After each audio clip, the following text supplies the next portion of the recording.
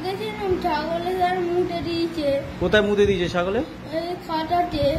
ছাগলে খাতায় হাতে লেখা করেছিলি, মুতে দিয়েছে? তুই কি খাতাটা কি ছাগলের কাছে রাখতিস নাকি? আমি লিখছি না, জল হচ্ছিল, লিখতে লিখতে পালিয়ে গেলাম বলে ভুলে আর মুটে দিয়েছে। পুরো মুতে দিয়ে খাতা নষ্ট হয়ে গেল? না তুই লিখিস নি? লিখেছি, সত্যি বলছি। ক পাতা লিখেছিলি? 20 পাতা করে। 20 পাতা লিখেছিলি, পুরোটাই ছাগলে মুতে নষ্ট করে দিল? কতটা মুতেছে রে ছাগলে? বড় ছাগল নাকি? রাম ছাগল।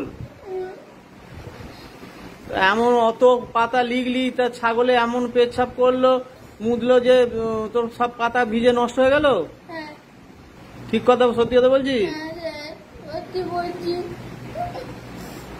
তা তুই তা সেটা যে করেছিলি, সেই খাতাটা রয়েছে, সেই ছাগলে যে মুতে দিয়েছিল?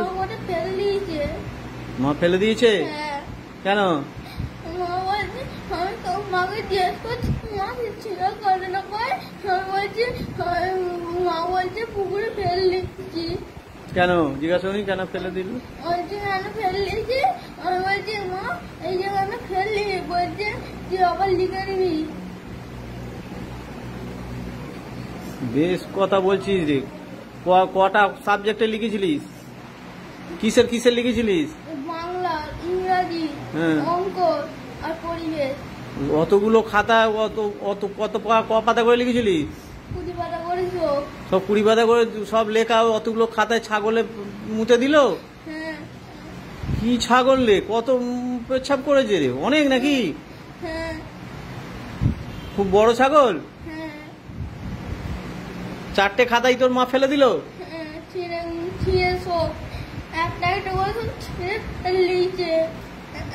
তুই তো এটা এবারে তোর কথাটা আমরা কি করে বিশ্বাস করবো বল? তুই যদি খাতাগুলো রেখে দিতিস, আমরা দেখলে বুঝতে পারতাম হ্যাঁ সত্যি ওই ছেলেটা লিখেছে, ছুটিতে লিখেছে, কিন্তু ছাগলে যদি মুতে দেয় ও সে কি করবে?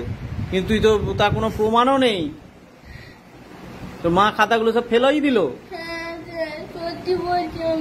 সত্যি বলছি? কোথায় ফেলে দিয়েছিল খাতাগুলো? পুরো জলে ফেলে দিল? অন্য জায়গায় ফেললে তো পাওয়া যেত। তাহলে এবার কি হবে তো? আর লিখেছিস কিছু? তাই এবার ছাগলের কাছে রাখিস কেন খাতা? খাতা বই কি ছাগলের কাছে রাখে? না স্যার, এরকম আমি এখানে বসে আছি লিখছি, আর ছাগল এখানে ফেলে রেখেছে।